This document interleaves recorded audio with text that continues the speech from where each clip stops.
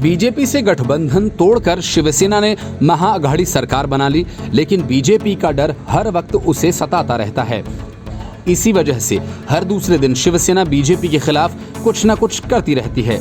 अब कुछ नहीं मिला तो राम मंदिर जमीन खरीद मामले में अरविंद केजरीवाल और राहुल गांधी की तरफ से लाए जा रहे प्रोपेगेंडा में शिवसेना भी शामिल हो गई और सामना में अयोध्या भूमि सौदा मामले को लेकर अपमानजनक टिप्पणी कर डाली। सामना में प्रकाशित इस टिप्पणी के विरोध में बीजेपी युवा इकाई ने मोर्चा निकाला। मुंबई के दादर इलाके में शिवसेना और बीजेपी कार्यकर्ताओं के बीच झड़प भी हुई। इस झड़प को लेकर संजय राउत ने कहा कि मुंबई में शिवसेना भवन एक राजनीतिक दल का मुख्यालय ही नहीं बल्कि महाराष्ट्र की पहचान का प्रतीक है और किसी को भी इसकी ओर कुदृष्टि डालने का दुस्साहस नहीं करना चाहिए। शिवसेना के विधायक सदा सरवणकर ने कहा कि उनकी पार्टी के कार्यकर्ताओं को सूचना मिली थी कि बीजेपी के कार्यकर्ता शिवसेना भवन में तोड़फोड़ करने आ रहे हैं।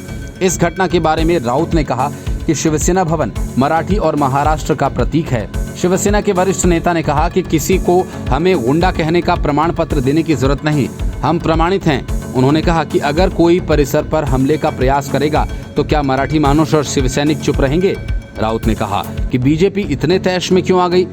संपादकीय में आखिर ऐसा क्या कहा गया था?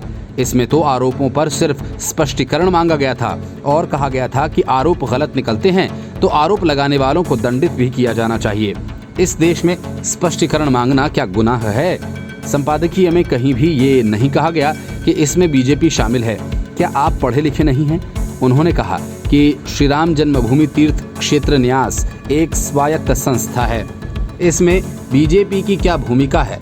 राउत ने कहा कि हमारी तरफ से ये मामला खत्म हो गया, कल उन्हें शिव प्रसाद मिल गया।